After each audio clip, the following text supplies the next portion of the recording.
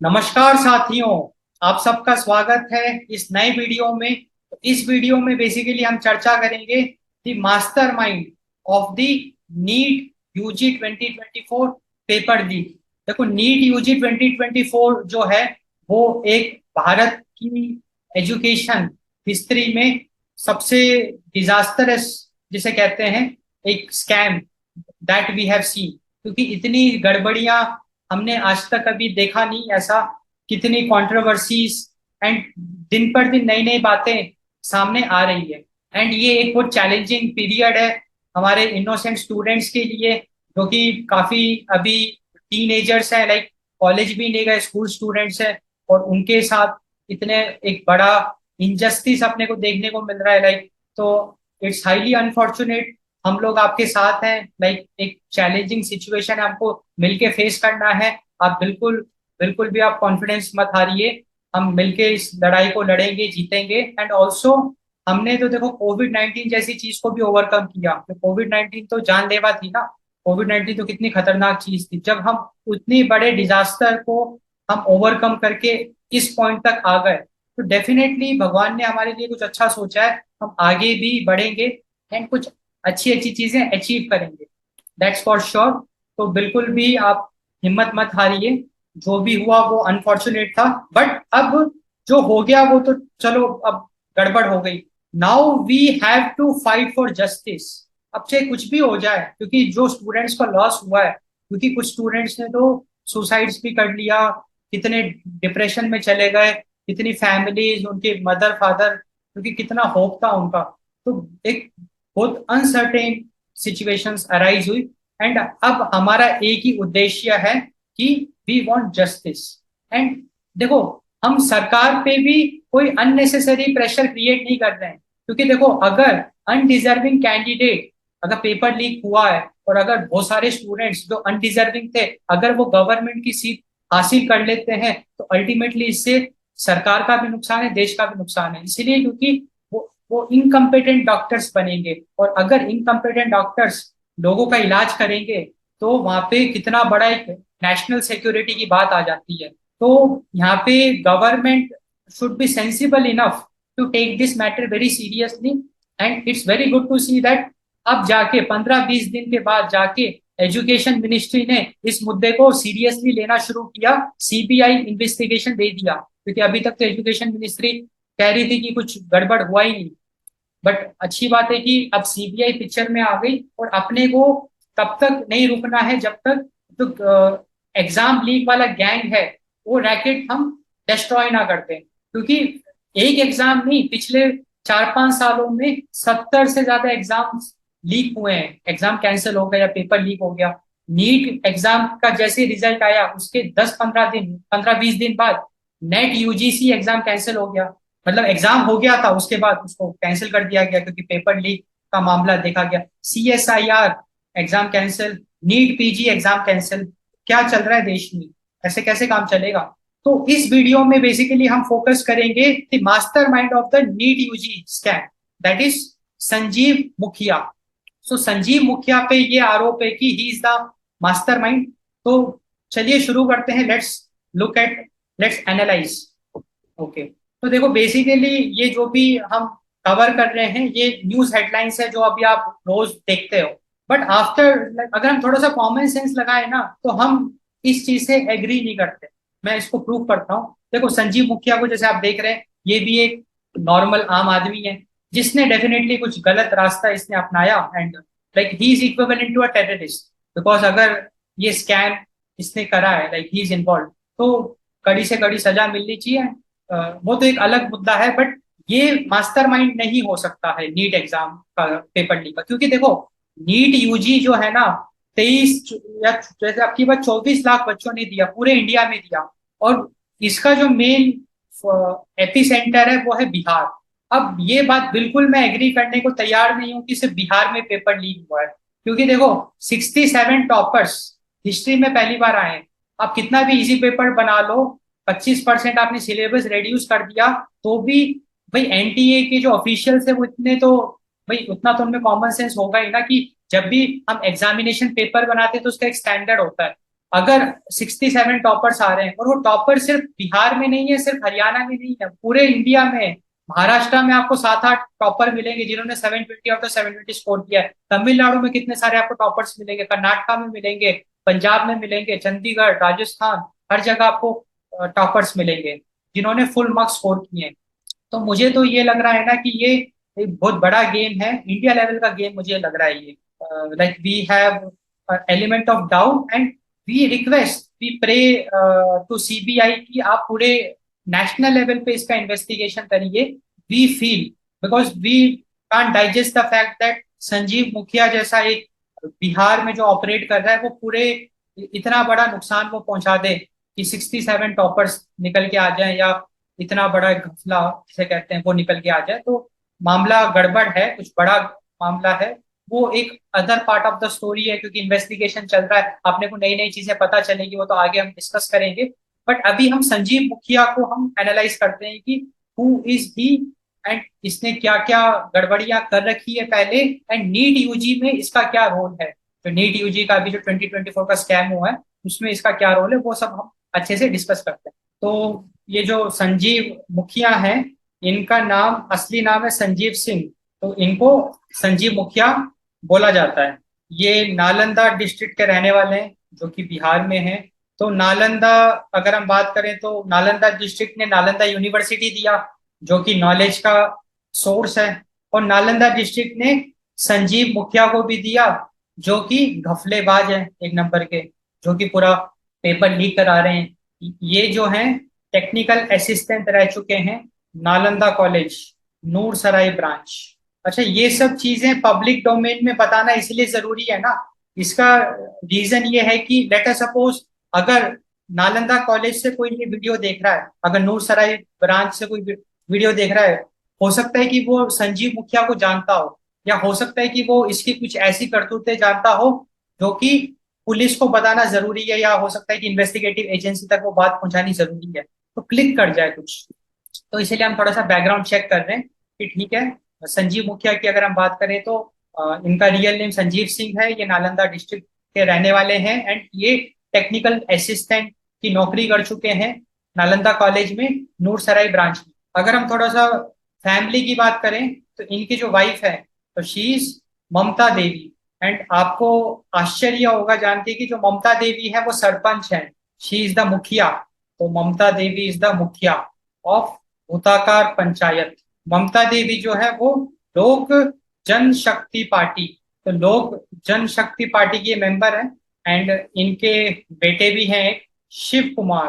ये जो शिव कुमार हैं, ये अभी धांधली में फंस चुके हैं एंड पुलिस इनके पीछे है।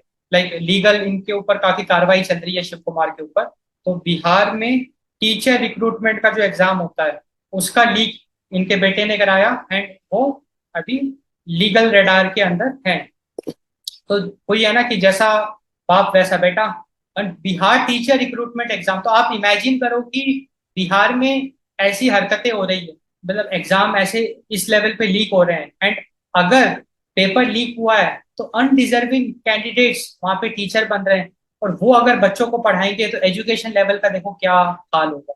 एंड इट्स वेरी गुड कि यूट्यूब जैसे प्लेटफॉर्म मार्केट में पॉपुलर हो रहे हैं, जिसमें कि फ्री एजुकेशन बच्चों को मिल रहा है, प्लस आजकल तो कोर्सेज भी काफी कम रेट में मिलने लग गए, जिसकी वजह से क्वालिटी एजुकेशन का चैनल बन चुका है।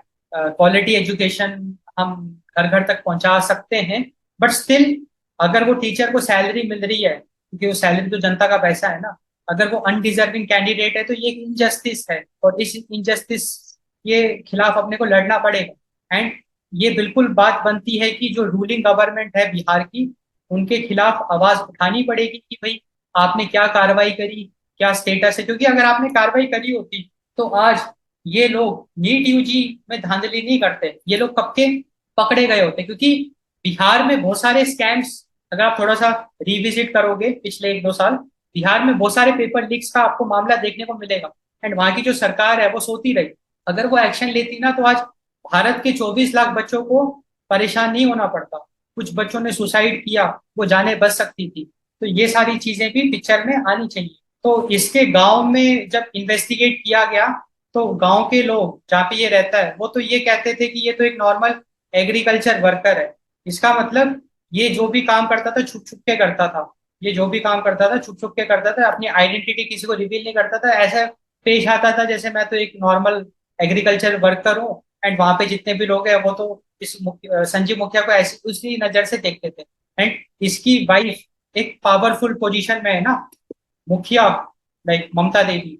तो ये तो थोड़ा सा बैकग्राउंड हो गया संजीव मुखिया का। अब हम डिस्कस करेंगे कि हिस्ट्री ऑफ फ्रॉड, कि इसने क्या क्या काली करतूतें करी है, like exam scams and all that. History of fraud, तो ये 20 साल से धांधली कर रहा है।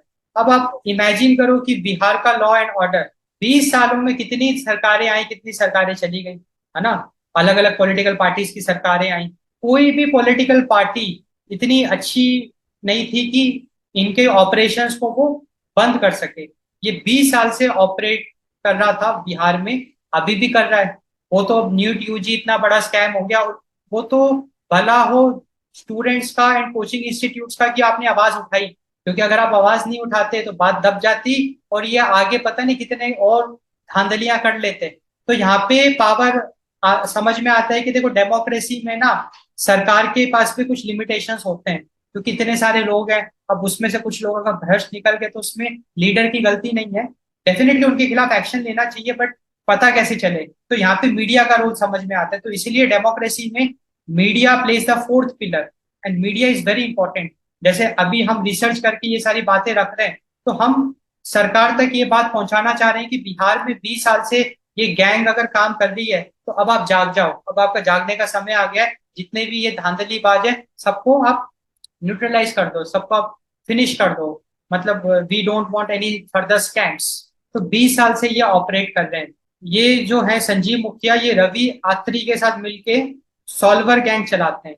मतलब सॉल्वर गैंग चला रहे हैं 20 सालों से। और सॉल्वर गैंग में ये दो सर्विस प्रोवाइड करते हैं। एक चीटिंग सर्विस, धंधा है ना, तो धंधे में दो सर्विस है इनकी। एक तो लीक्ड क्वेश्चन पेपर को ऑफर करते हैं, मतलब क्वेश्चन पेपर लीक करा के उसको मोटे पैसे में बेचते हैं, लीक्ड क्वेश्चन पेपर। एंड दूसरा प्रॉक्सी। प्रॉक्सी का मतलब क्या है कि आपके बदले कोई और एग्जाम लिखेगा। तो ये सारी सर्विस ये चलाते हैं सॉल्वर गैंग। तो लीक्ड क्वेश्चन पेपर को बेचते हैं एंड प्रॉक्सी चलाते हैं सिस्टम।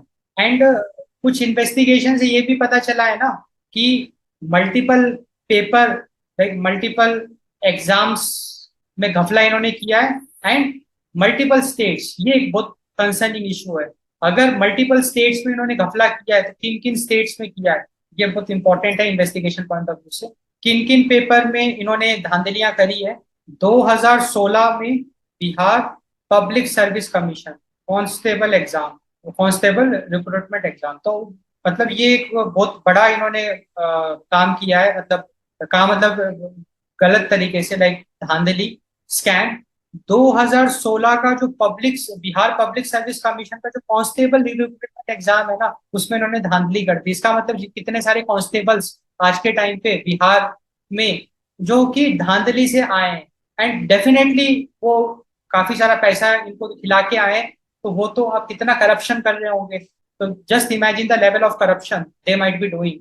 इसके अलावा टीचर रिक्रूटमेंट को भी इन्होंने लीक किया है, टीचर रिक्रूटमेंट एग्जाम। एंड इसमें तो हमने देखा था कि इनके जो बेटे हैं वो तो बुरा फंसे हैं। तो मल्टीपल एग्जाम्स, ये तो कुछ एग्जाम्स ऑन रिकॉर्ड्स हैं, पता नहीं कितने इन्होंने धांधलियां करी होगी। वो तो जब बहुत डीप लेवल पे इन्वेस्टिगेशन होगा तो पूरा पिक्चर अपने को सामने आएगा। अब अपने को मेनली नीट यूजी का देखना है कि नीट यूजी में इनका क्या रोल है। नीट यूजी 2024 जो अभी जो भी स्कैम अपने कह रहे हैं, इसमें इनका क्या रोल। तो इसमें एक बहुत इंपॉर्टेंट डेवलपमेंट ये है कि कोई एक अननेम्ड प्रोफेसर है, मतलब एक प्रोफेसर, उनका नाम अपने को पता नहीं है इसलिए हम कह रहे हैं अननेम्ड प्रोफेसर। उनके थ्रू इनको क्वेश्चन पेपर मिल गया, लाइक पेपर लीक हो गया। ठीक है, इनके थ्रू को क्वेश्चन पेपर मिला via digital platforms, like mobile phone, या तो स्क्रीनशॉट्स मिले होंगे या कुछ फोटोज मिली होंगी ना। तो अब देखो, वही मैं कह रहा था ना कि जो मेन कल्प्रिट है ना वो कोई अंदर के लोग ही होंगे, क्योंकि संजीव मुखिया तो एक आम आदमी है ना। उसकी क्या औकात है कि भैया आप एनटीए का जो पेपर इतना सील्ड पैक है, कितने लेयर्स ऑफ सिक्योरिटी है, वो कैसे इसको भेद ले, पॉसिबल ही नहीं है। तो जब तक अंदर के लोग घपला ना करें तब तक वो पेपर बाहर आ ही नहीं सकता है। तो पक्की बात है कि अंदर के लोगों में कुछ गड़बड़ियां हैं। एंड यहाँ पे अपने को देखने को मिल रहा है कि एक कोई अननेम्ड प्रोफेसर है, क्योंकि देखो एग्जाम पेपर प्रोफेसर ही तो बनाते हैं। तो कोई अननेम्ड प्रोफेसर है, उसको हो सकता है कि एक्सेस मिल गया हो डिफरेंट डिफरेंट सेट्स का, क्योंकि भाई he might be one of the person who is involve in framing the question paper. And उन्होंने कोई डील करी होगी एंड क्वेश्चन पेपर इनको दे दिया। एक बार अगर इनके पास क्वेश्चन पेपर आ गया तो इन्होंने तो पूरा नेटवर्क बना रखा है। तो ये तो धंधा चला रहे हैं ना। ये तो अपना फोन कर करके लोगों स्टूडेंट्स से पैसा बटोरेंगे, पेपर बेचेंगे, है ना। सॉल्वर गैंग जो ये चला रहे हैं, तो ऐसे करके ये धांधली करेंगे। तो अब इनके पास क्वेश्चन पेपर आ गया तो इन्होंने क्वेश्चन पेपर डिस्ट्रीब्यूट कर दिया। तो नीट यूजी कॉम्प्रोमाइज हो गया, क्योंकि इसके जो क्वेश्चन पेपर हैं, हालांकि अभी सीबीआई इन्वेस्टिगेशन चल रहा है, तो हम इतने कॉन्फिडेंटली नहीं कह सकते कि कॉम्प्रोमाइज हुआ है कि नहीं हुआ है, वो तो सीबीआई की रिपोर्ट बताएगी। But like a possibility, there is a possibility NEET UG का क्वेश्चन पेपर आउट हो गया इनके थ्रू, अननेम्ड प्रोफेसर के थ्रू इनके पास आ गया और इन्होंने अपने नेटवर्क में उसको बेच दिया। तो integrity of the exam, sanity of the exam, उसमें प्रश्न उठने लग गए। एंड डेफिनेटली अब संजीव मुखिया के पीछे तो अभी तक ये पकड़ में नहीं आया है। मजे की बात, अभी तक ये पकड़ में नहीं आया है। अ, क्यों पकड़ में नहीं आया? क्योंकि ये नेपाल में जाके छुप गया। ये क्योंकि बिहार नेपाल बॉर्डर है, तो Nepal is like a safe ground for him. ये नेपाल में जाके छुप गया। एंड नेपाल से इसको पकड़ के लाना मुश्किल है, क्योंकि नेपाल में अगर कोई इंसान चला जाता है तो इन्वेस्टिगेटिव एजेंसीज उन पे जोर जबरदस्ती नहीं कर सकते ना, क्योंकि फिर वहां की पुलिस अलाउ नहीं करेगी लॉ एंड ऑर्डर डिस्टर्ब करने के लिए, क्योंकि वहां की जनता को डिस्टर्बेंस होगा। तो अब नेपाल की गवर्नमेंट को कॉपरेट करना पड़ेगा भारत की गवर्नमेंट के साथ। उसको कहते हैं एक्स्ट्राडिशन प्रोसीजर। एक्स्ट्राडिशन प्रोसीजर, तो ये प्रोसेस करना पड़ेगा सो दैट इनको वापस लाया जाए। और ये जब आएंगे ना, तभी पूरी पिक्चर क्लियर होगी, क्योंकि इनकी मुंह जबानी, क्योंकि भाई इन्होंने जो भी करा, तो पता चलेगा कि किन किन स्टेट्स में बांटा। हो सकता है अपने को अननेम्ड प्रोफेसर की आइडेंटिटी पता चल जाए, and then it will be a very big thing. फिर तो ये पूरा रैकेट, या जो कहते हैं नेक्सस, वो ब्रेक हो जाएगा। तो बेसिकली जितना हमने डिस्कशन किया ना, उससे we are convince from the fact that अगर अपने को जड़ से इस बीमारी से छुटकारा पाना है, लाइक अपने को जड़ से इसको साफ करना है, तो एनडीए के अंदर, एजुकेशन मिनिस्ट्री के अंदर कुछ नाग बैठे हुए हैं, उनको आइडेंटिफाई करना बहुत जरूरी है। वो दूध पी रहे हैं, वो भी भारत के जनता के पैसों का। एंड वो देश के साथ देशद्रोह कर रहे हैं, गद्दारी कर रहे हैं। एंड भाई देखो, सारे धर्म हैं, हिंदू धर्म है, मुस्लिम धर्म है, कृष्ण धर्म है, क्रिश्चियन धर्म है। तो हर एक धर्म का एसेंस है लॉ ऑफ कर्मा। हर एक धर्म में अच्छे कर्म बुरे कर्म की बात करी गई है। हर एक धर्म में हेवन एंड हेल्थ की बात करी गई है, स्वर्ग, जन्नत, हेवन, हेल, नरक, है ना, इन सब की बात करी गई है। इसका मतलब अगर आप अच्छे कर्म करोगे तो आपको स्वर्ग मिलेगा, बुरे कर्म करोगे तो आपको नरक मिलेगा।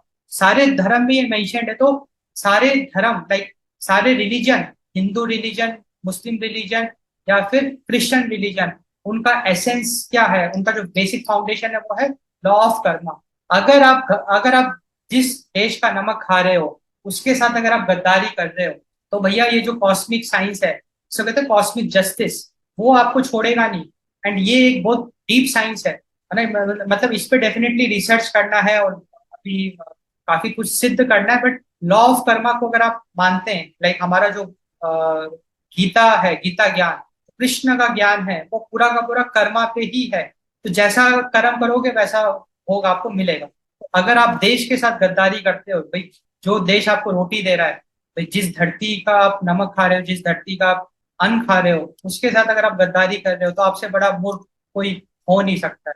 भाई आप अपने साथ ना इंसाफी कर रहे हो, क्योंकि आगे चल के आपको उसका जो कहते हैं ना डेस्टिनी, तो पता नहीं डेस्टिनी में आप कैसी कैसी दरिद्रता अपने लिए लिख रहे हो और आपको भोगनी पड़ेगी, क्योंकि भगवान से भी गलतियां हुई और भगवान को अवतार देना पड़ा उस गलती को रिजॉल्व करने के लिए। तो ये सब बातें हैं। तो हमारा ये रिक्वेस्ट है कि भाई अगर आप गलत रास्ते में जाने का सोच रहे हो तो बहुत बार सोचना, आप फंस जाओगे। एक ही तरीका है, आप दो रोटी खाओ, आप बस एक बेसिक सर्वाइवल पूरा करो, चलेगा। आप दाल रोटी खाओ, पनीर की सब्जी ना खाओ, चलेगा। ईमानदारी की रोटी खाओ, तो डेफिनेटली जब आपका भाग्य चमकेगा, इस हर किसी का एक जैसा समय नहीं होता है भाई, अच्छा समय भी आएगा ना जैसे आप, तो आप उसका अच्छे सही मायने पे सुख जिसे कहते हैं या जो अच्छा एक्सपीरियंस आप कर पाएंगे। वही अगर आप चीटिंग करके या अनफेयर तरीके से, अभी तो आप एक शॉर्ट टर्म प्लेजर आपको मिल जाएगा, बट आगे फिर उसका दंड भी आपको बहुत भयंकर वाला भोगना पड़े। क्योंकि अभी हम देखते हैं ना रोड पे जो ये लोग भीख मांग रहे हैं, या किसी को कितनी गंदी गंदी बीमारियां हो रही है, भाई भगवान तो पार्शियलिटी करेगा नहीं, सबके लिए एक है, उसके कर्म ही तो है। उस भाई अगर कोई आज बहुत बुरे हालत में है तो उसने कुछ गड़बड़ पहले किया होगा, तभी तो वो भोग रहा है। तो डेफिनेटली लर्निंग यही है कि we are seeking justice, internal level पे गड़बड़ है, उसको आइडेंटिफाई करना बहुत जरूरी है, तभी जड़ से ये बीमारी निकलेगी। And always honesty is the best policy, always be honest. लोग आपकी हंसी उड़ाए, उड़ाने दो, किसी को इम्प्रेस करने के लिए आप गलत रास्ता मत पकड़ो, दो रोटी खाओ, शांति की रोटी खाओ। अल्टीमेटली हमको सरवाइव करना है, like the main goal is survival. And survival के लिए तो जरूरी थोड़ा है कि आपको चार चार गाड़ियां चाहिए। भाई गाड़ी क्यों चाहिए, एक जगह से दूसरी जगह जाने के लिए चाहिए, इट्स अ नीड, तो just use it as a need. Okay, तो अगर आपको ये वीडियो इंफॉर्मेटिव लगा, आपको लगा कि कुछ जानकारी, आपको अच्छी जानकारी मिली है, so do subscribe this channel, do support me. आप डिस्क्रिप्शन में आपको यूपीआई लिंक मिलेगी, छोटे से छोटा कंट्रीब्यूशन भी आपका एक जरूर हमको मोटिवेट करेगा। हमारी टीम और बहुत डीप लेवल पे जाके रिसर्च करेगी, एंड अच्छे से अच्छा हम कंटेंट लेके आएंगे। Like we need your support. आप वीडियो को लाइक करिए, शेयर करिए, अपने फीडबैक सजेशन जरूर कमेंट करिए, आपका क्या कहना है या आपका कुछ व्यू पॉइंट अगर है तो आप बताइए। So thanks for watching, thanks for your time.